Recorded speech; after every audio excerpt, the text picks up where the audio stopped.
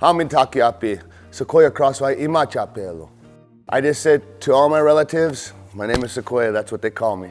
I grew up around here in Rapid City, and I grew up coming from a blended background. My mom's native from Shine River, and my father grew up here as well. So having that influence in there gave me kind of a diverse outlook in my first early childhood.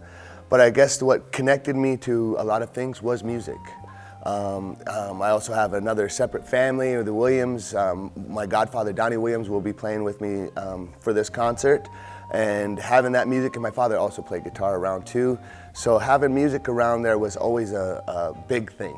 It was always a big thing to be listening to the radio and having that going on. And so over time, just through different experiences, led me into getting more into learning about my Lakota culture, learning my Lakota language.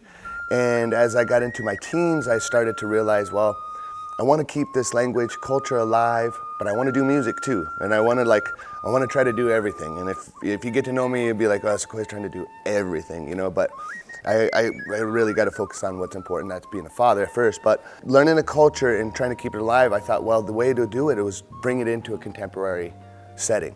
And so I started off and considered the first bilingual Lakota rap artist to put in Lakota language within my music. And that first flute album took off and brought me all over the world. So from 2009, 2010, I made my first trip over to Germany.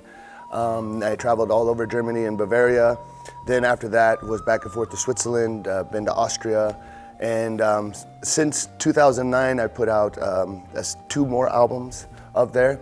And a long story short, with being said local here, a lot of my performances that I've done overseas are not experienced over here. It's just hasn't been the format necessarily. And I thought with the reach out from Nick from the Pack, initially we were supposed to do this concert in 2020. And of course, you know, everything happened. The goal was, even back then in 2020 with the concert, is I wanted to celebrate the community with music. You know, I'm from a blended background, so, you know, I'm not 100% of anything, but I'm 100% human and with 100% love. And how we could celebrate within our community with the height of everything else going on, how music has brought everybody together. And really, even as a whole in our country, how music has been an expression for us, you know. And so, you know, with the concert, I want to reflect that, show that with a little bit of traditional side to give a picture into the past, and then bring in how that traditional mix in with contemporary, and then how it comes today together. Come to the concert, expect that you're gonna learn some Lakota language, okay? Hopefully I get you grooving in your chair, and you'll get to see some players that probably haven't played with each other for a long time.